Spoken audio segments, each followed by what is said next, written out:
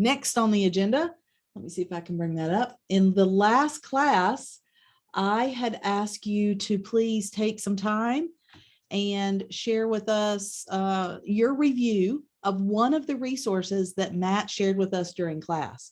So I thought Matt did a really great job of connecting makerspaces to the curriculum. And so I ask you all to sign up here on the right. So Ginger's done hers here as a good example, and to just list these things at the top: her description, the skills that could be used, that tool could be used to teach, and video links where we might learn a little bit more about it. So if you have not finished that, we will talk about it next week. Make sure you get that completed and filled in whatever you signed up for. Okay. All right. Next, and because we're not meeting together and we're recording this, I'm going to just give you this resource. I decided for this particular resource that we needed to look at potential grants that you could use to fund your library. So normally in class, we would be spending some time. I would let you choose a particular grant that you might want to review, and then spend some time in diving into that. So I would like for you to do the same thing for yourself. I've listed about 8 different grant opportunities. Some of them are kind of warehousers where you can go learn a little bit more. So if you're interested in looking for some funding for your library, this is the place for you. I'm not going to make you do this activity, but I do want you to have access to these really great resources. So this will all be linked in your Canvas so that you can access it for a quick resource. So if you already know about Donors Choose, don't spend your time there, but there may be some others here. Even Starbucks has a resource to support. Okay. So we want you to find funding for your library, and there are lots of opportunities. We talk about this in several classes because it's definitely one of those things as school librarians that we need to be aware of and we need to keep up with, because many times your schools aren't giving you the funding you need. Am I right? So because they're not giving you the funding you need, where are we going to find that money? I think when I was in the program, I actually did an independent study to find funding for my library because I wasn't getting it. So we need to find that, and we need to be able to advocate for it. So that's what we're kind of going to talk about next week. But make sure you at least look at this resource and look at these different grant opportunities. You might be amazed at some of the funds that are out there to support creating a makerspace, since we talked about that last week, or support doing a video presentation system in your school for your Good Morning show, for instance. Sony has a great grant for that. So finding those different opportunities is the hard part, and keeping up with those due dates. So these are some of the resources that you will find linked in our Canvas course today. All right.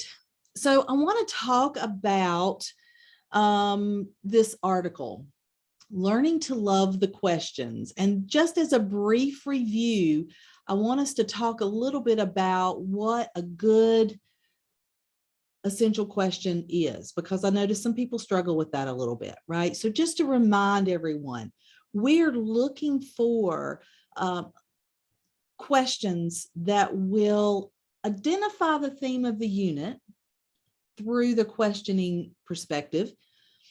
Use those 5 W's with modifiers, right? The best, most, greatest, least. We're looking for students to be able to identify and discuss in a higher level.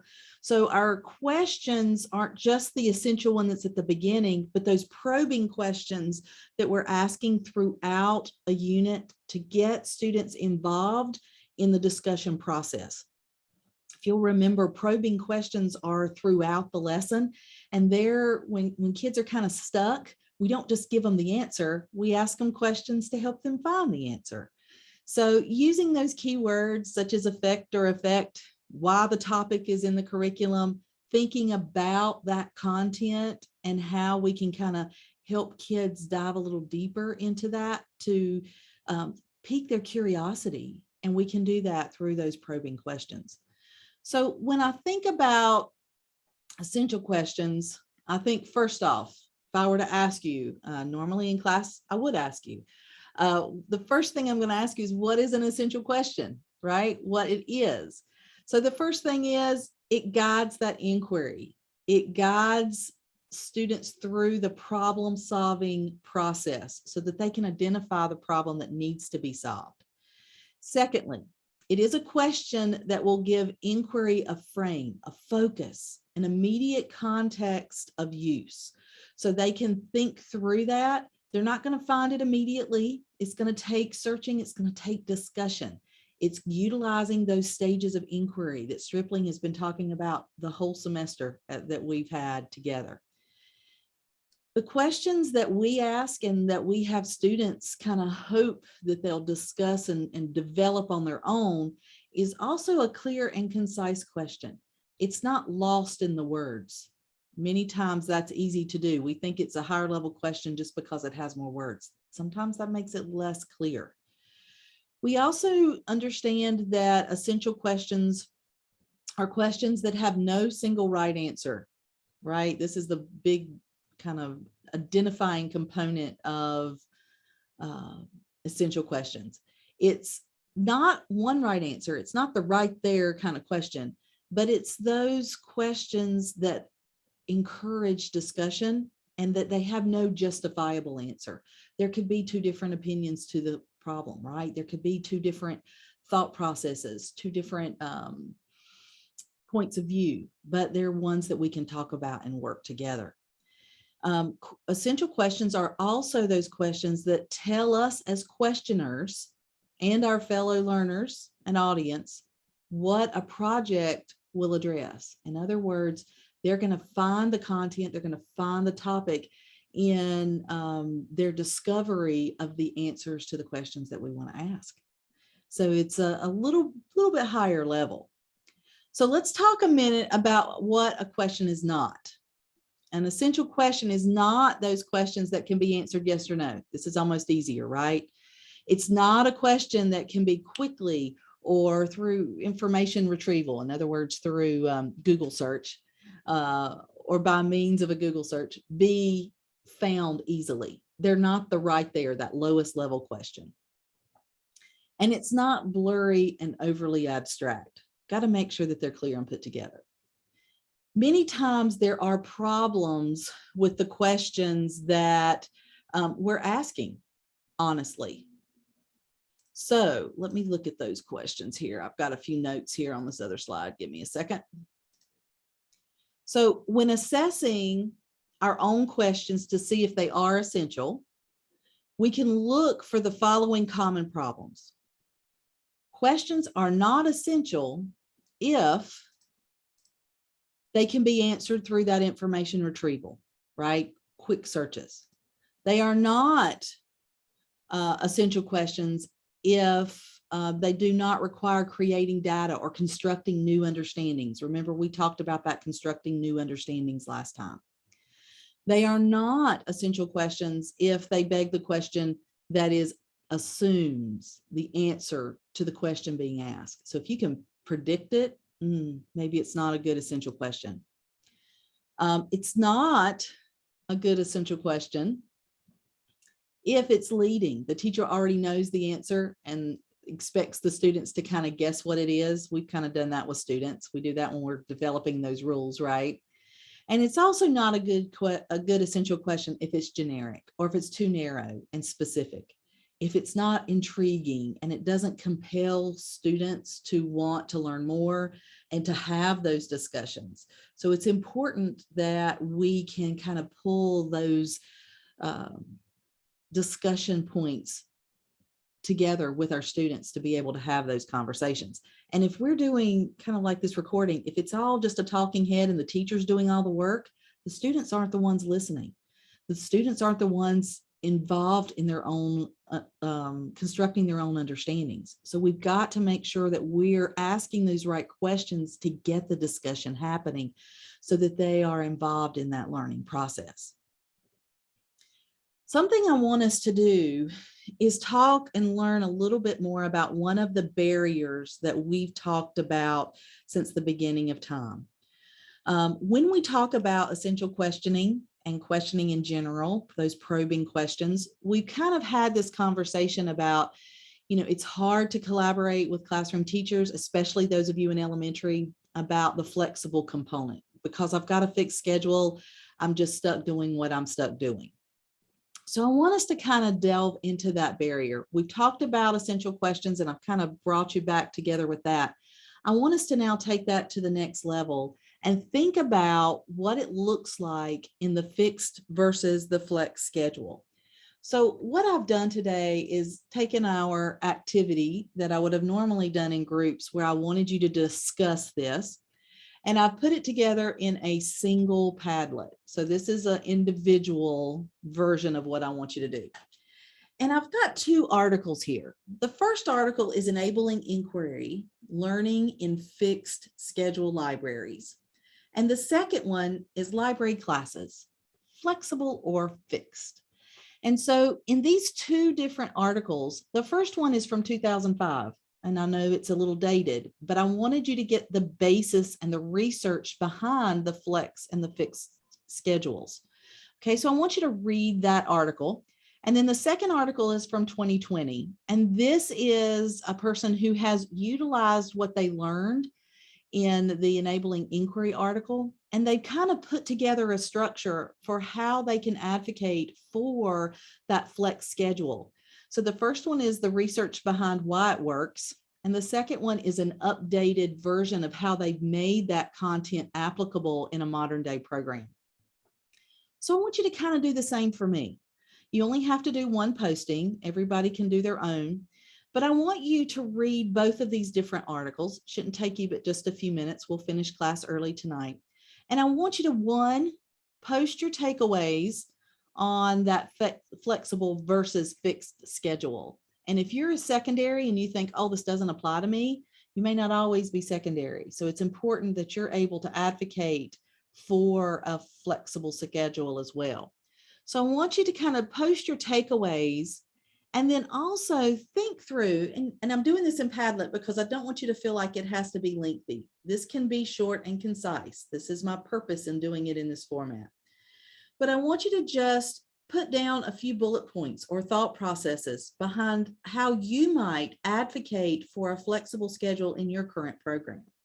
So remember, this second article, that's kind of what they're doing. They have some different headers and their process behind and theories behind what they were doing when they were advocating for that. So again, the research and the modern day application. I want you to do one posting. You can put your name at the top, put your topic, put Tammy's takeaways, whatever you want to do. And then again, you'll put your takeaways, and then you'll also put your kind of thought process behind how you might advocate for a flexible schedule in your space. Okay. We're getting more, let's say if you're in a more flexible schedule, how are you going to get more teachers to still collaborate with you, right? You may have the flexible schedule, but if you're not advocating for collaboration, what good is it? So I want you to talk to me about that. And again, you will find this link in, well, I'm not sure if it'll work in the recording. I'll put it here in the chat box, but I'll also have it in today's Canvas page, right? So you'll be able to do that. So when you're finished, I hope you're able to achieve a different level of understanding about fixed schedules versus flex, and develop some opportunities for ways to overcome that barrier of your fixed schedule. So if you're not sure what you want to do, that's where you're going to talk. And normally together we would brainstorm and talk about this in class. So put down your thoughts in the Padlet, but read what other people are putting. There may be some great ideas that'll help you overcome that barrier in your own situation. So I want us to move now into digital literacy. And one of the things I love to bring up at this point is showing students in my library. And if you do this at different times of day, it's actually pretty neat.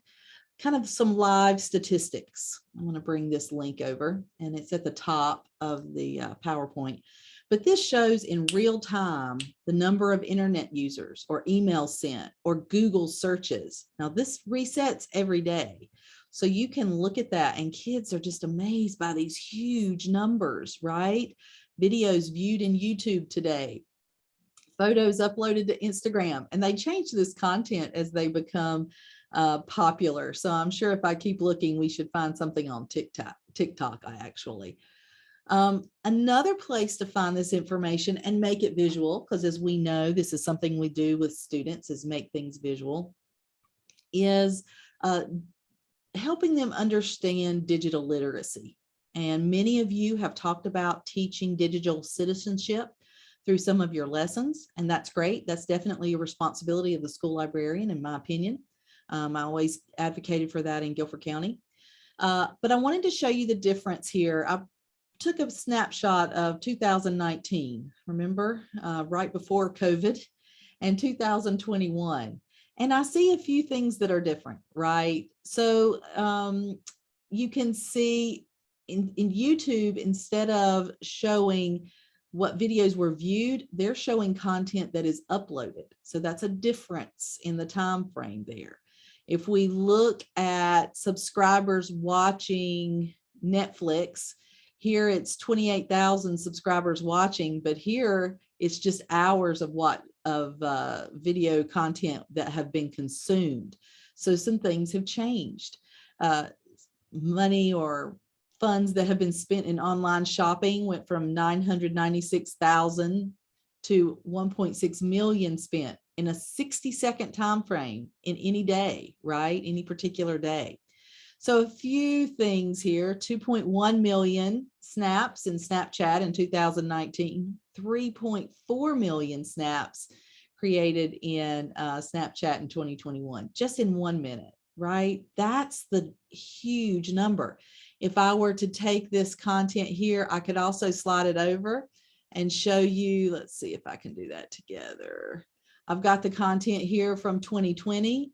And these are great illustrations to bring up and share with your students to just show the change in time from year to year. I think I've even got, if you unstack these particular images, I also have 2018 here, and you can just see how the numbers have just increased as we've become more of a digital society to consume content. So I think showing students these numbers sometimes can make a huge impact. I think you're probably amazed in some of the numbers that are here and some of the different pieces that have disappeared from this wheel and things that have been added as technology changes, right? If we were together in class, I would have you kind of tell me what your thoughts were on how to define digital literacy. If we think about it in our readings, it talks about digital literacies as those types of content that, or capabilities in which we need online areas, online websites in order to help our lives be easier, right? For living and learning and working in a digital society. So what resources are we using in the online world to kind of help us connect? So when I think about digital literacy, I think about all of these different components here on the outside that we might need to think about. We might need to include in our instruction with students in talking about. So the first one I think about is being safe in a digital environment. Let me see if I can bring this up real quickly. Yep. So one of the resources I have for you for today is a s'more on digital citizenship. And this s'more is something that I put together for a presentation just a little while ago, but it helps define that. It talks about those 9 elements of digital citizenship that we're going to talk about here in a few minutes. The REPs that respect, educate, and protect yourselves. And I come up with a few things I'd like to share with you. So one of this is this digital survival kit. It's one of the best things that one of the media specialists in Guilford County was utilizing to put together in class. And I actually, let's see if I have it handy. I have this digital survival kit, and it was in kind of a first aid box. And my daughter was in my office and she said, "Mom, your first aid box is just terrible. Why do you have toothpaste in your first aid box?" And it wasn't a first aid box. It was actually my digital citizenship box. But it had the different things that you might want to use to help illustrate points to students when teaching them about digital citizenship. So one of the things I love here is the toothpaste. And so what you would do is you would take one of these tiny little toothpaste tubes and you squeeze it all out on a plate or a piece of paper. And then you sit it in front of a student and say, okay, I need you to put all that back in that tube, please. And so they're looking at you like you're crazy, right? And so that's a good illustration of the things that we put on the internet, the things that we put on our digital footprint, we can't take back. We can't put them back in the toothpaste tube. But that helps children kind of understand that concept by making it more concrete, if that makes sense.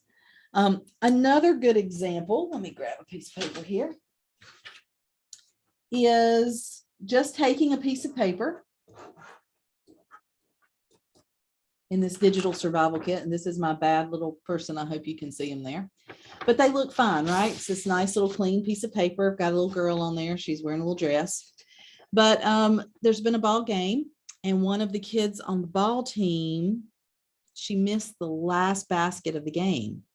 So I'm going to use my child as this. So Morgan missed the last game, and her friend Michaela is all upset at her because they're not going to the state championship.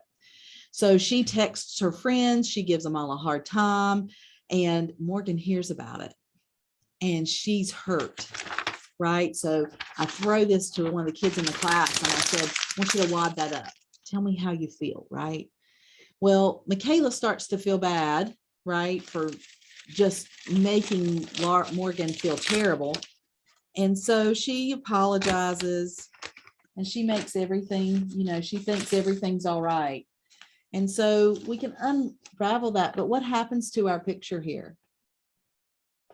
It's all supposed to be better. She's all back in one piece, but what's still there? The wrinkles are still there, right? The scars are still there. So just because you apologize for something you may have said on a text message or Snapchat or on some kind of digital post doesn't always make it better. Those scars are still left behind on the person that you're hurting. And so by utilizing different resources, even a sheet of paper and a quick little terrible drawing, we're able to help bring a very abstract concept to life and make it more personal for your students.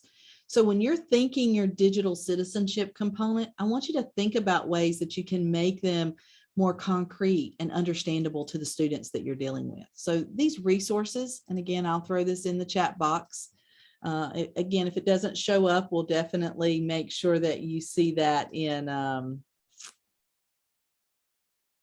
the Canvas shell for today, okay? And there's quite a few things on here as well. You're going to see some other resources, Common Sense Media, which many of you use, and quite a few others on there. So just enjoy that and utilize the resources you would like from that. But definitely being safe in a digital environment is one of those things we need to talk about with our students. Appropriate online behavior, social networking, cyberbullying, how to deal with it, how to identify it. Those are all things that we need to think about as we're instructing students about digital literacy.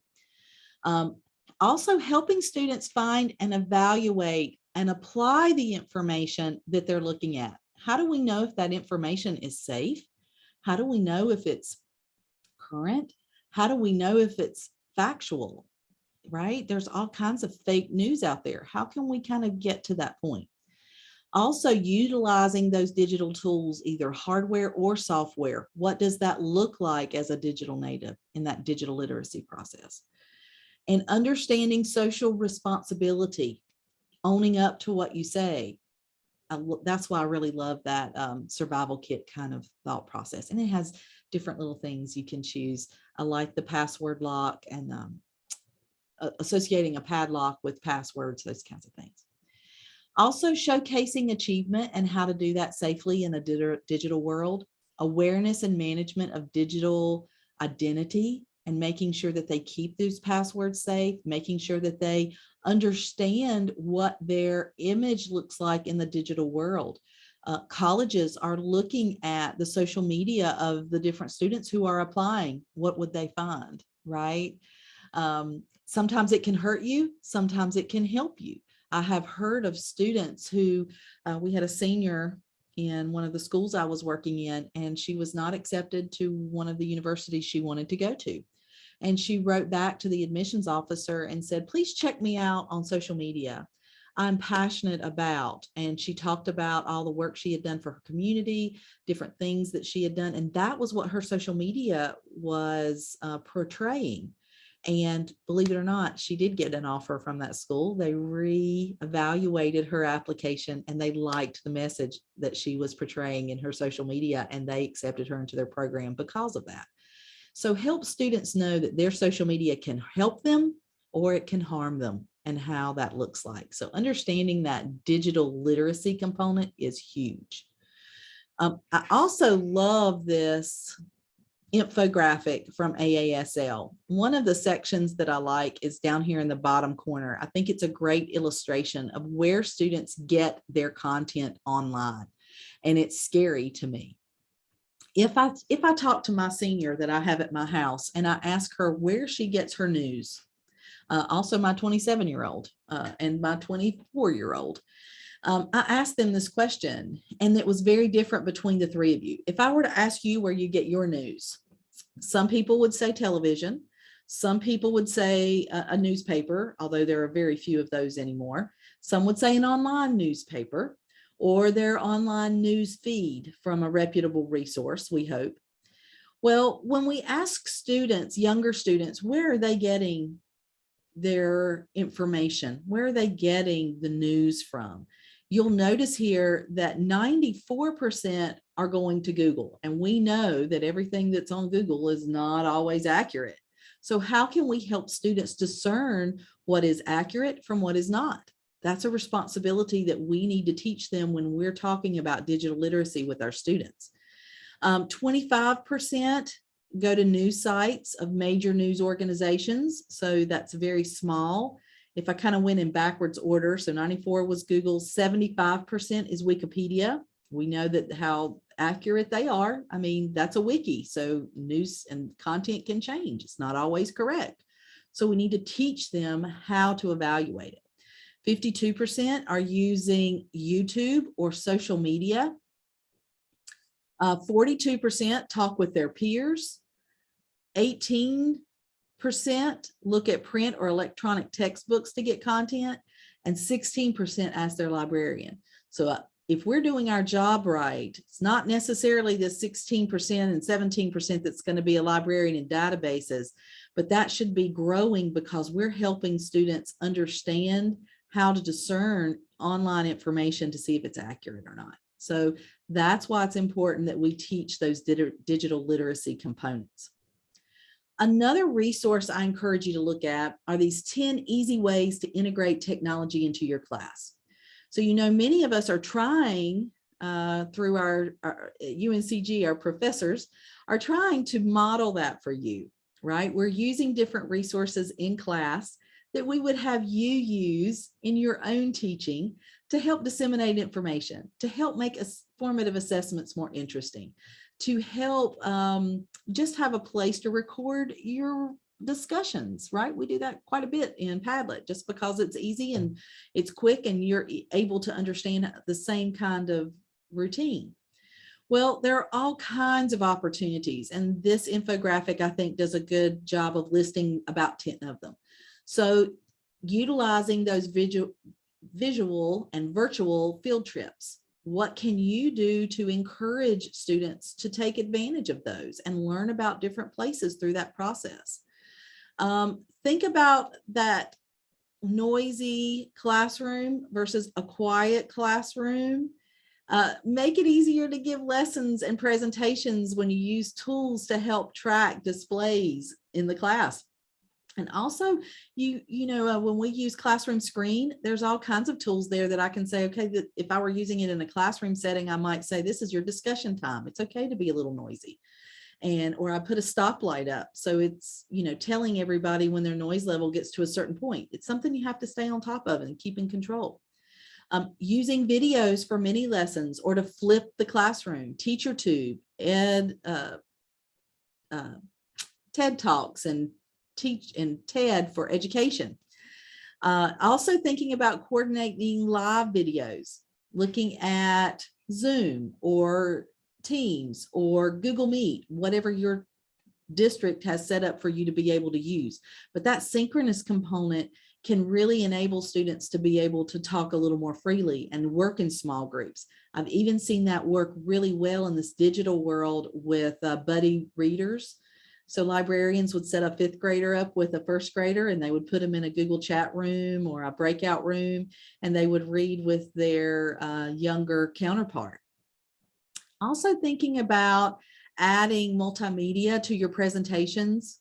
If you're using Google Slides or you're using a haiku deck or you're using a Prezi, what are you using that can make that process a little more interesting?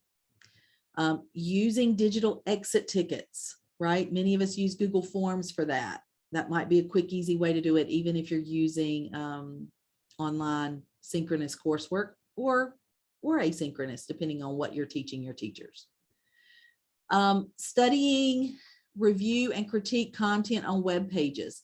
How can we be better discerners of information if it's truthful or not? What resources can we use to support that? And quite a few others here. So it gives you the tools that you can look at in the yellow. So think through those different resources as you're preparing your lessons and ways that you can help that be a little more interesting. Also, try to see how you can see opportunities for collaboration in your lessons. So I really like this particular infographic because on the left it shows, and I'm going to let you look at this in more detail, but on the left it shows your traditional leaders, right? And what their thought processes and their mindset around collaborative learning or just around teaching in general. And then how collaborative learners look at that. So it's important to understand that mindset on the back end so that we can learn to advocate for a better understanding and a more collaborative opportunity to work with teachers and students. That will help you in your advocacy process. So take some time to look through these as you're kind of putting them together. And again, I'll have all of these linked in Canvas, as well as those 9 different types of collaborators. Just some pieces I want you to look at to kind of identify for yourself.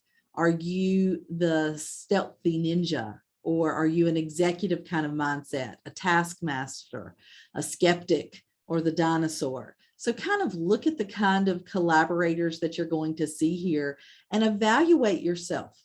Determine for yourself what kind of collaborator you think you are.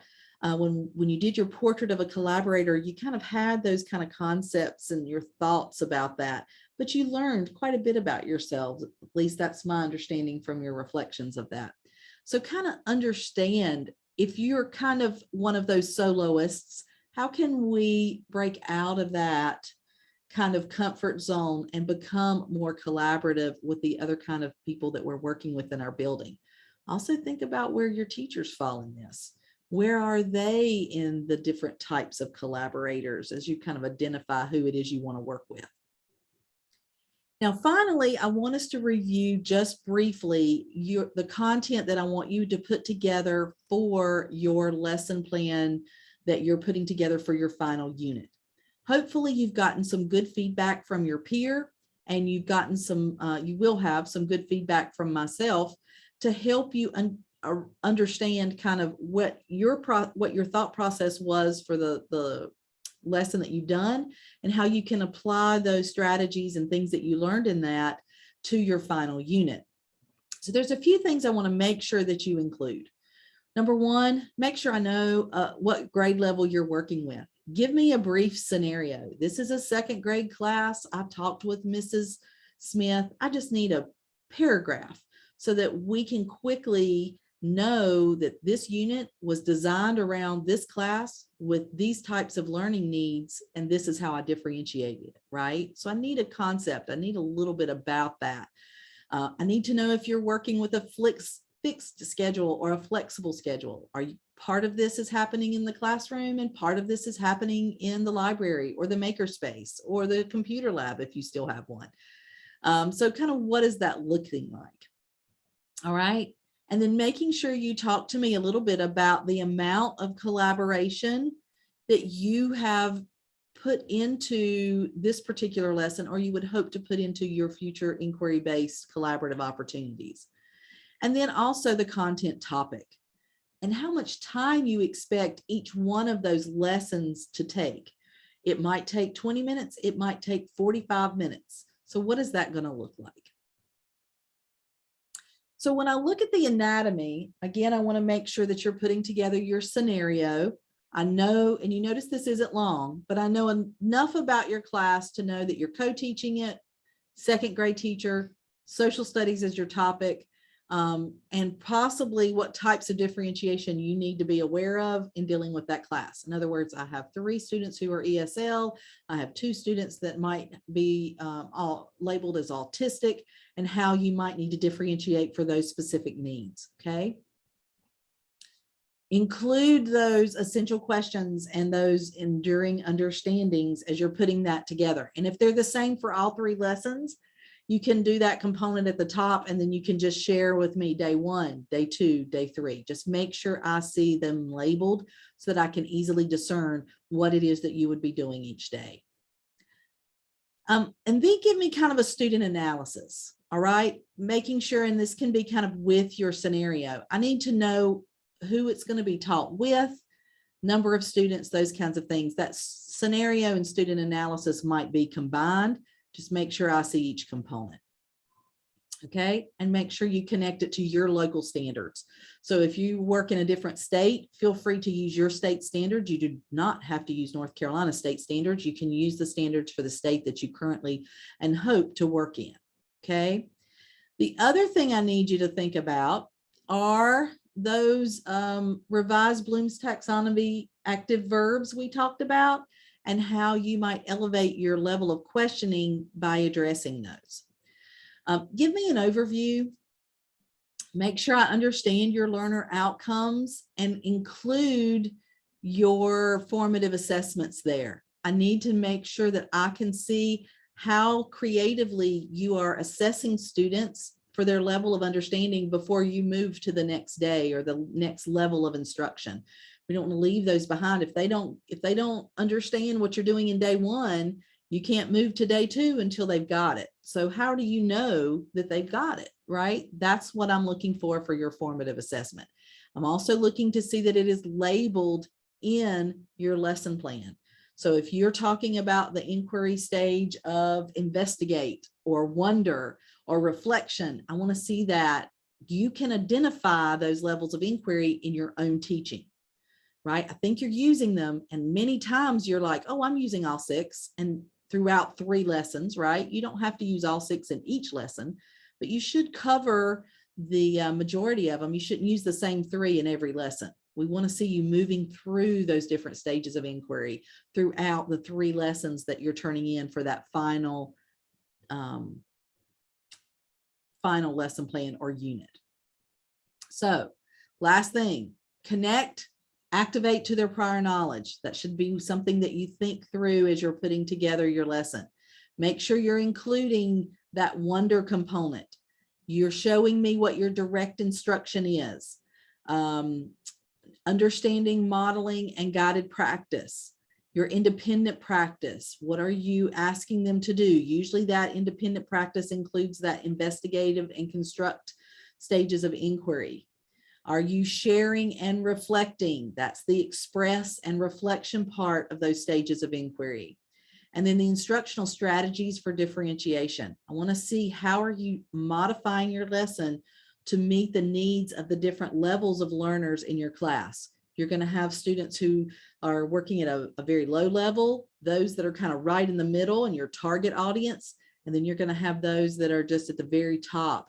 And you know they've got it, right? So how can you utilize them to help collaborate with the ones who are at a different level in the class to maybe discuss or strategize? Remember, they learn from teaching.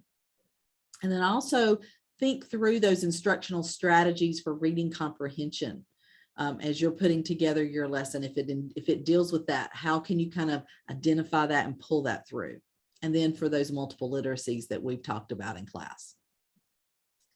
So if you have questions on your unit, remember right? That I've given you quite a few examples when you go to present presentation, excuse me, expectations in your Canvas shell. It will give you that Padlet that we talked about at the beginning of class. And everyone who's here has also posted their lesson plan. So if you go here to this really great one on animal adaptations for a 4th grade inquiry unit, at the very bottom, she has her unit linked here. So if you would like to see a good example where she has the essential questions, the skills that they put there, her assessment. So you see that she's linked her exit ticket. Remember, if you talk about it, I need to see the link or I need to see a screenshot of it. So hyperlink it in your lesson plan. You notice here she's labeled Connect, Wonder. She's listed all of those in her lesson plan. Now she's actually used the Where To acronym for her learning activities, but remember, I don't require that. If you want to put down kind of a timeline of what you're doing and how you're doing it, that is also acceptable. Don't expect you to label each of those. This one on secondary, she also links out her lesson plan. Let me find it real quick. I thought I saw it. Let's see.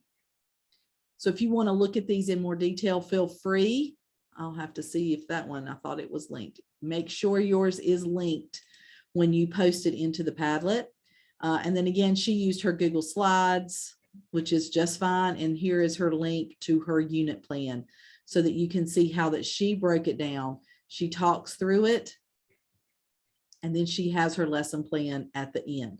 Her standards, her essential questions, her formative assessments, and in her learning activities, she has them all labeled: connection, wonder, construct. Day 2, right? She's done the same thing. So that is the expectation I have for your unit. All of those components labeled so that I can see you can identify it in your own learning, in your own lessons, and that you can see kind of a great unit plan that you can move through. Again, if you include a rubric, I need to see it connected. If you do a Kahoot, I need to see a screenshot of your Kahoot. If you're doing something that's proprietary and in your Google Classroom, do a screenshot and connect that so that we can see that as the evaluator. Okay. So if you still have questions, again, we will meet next week. Bring your questions to class and we will follow through there. Okay. Again, I have your assignment for which day you will be doing your presentations. If you have questions, let me know. That's what I'm here for. Okay. Just give me a shout out and we'll go from there. So I shall see you next week in class, and I hope you have a wonderful week.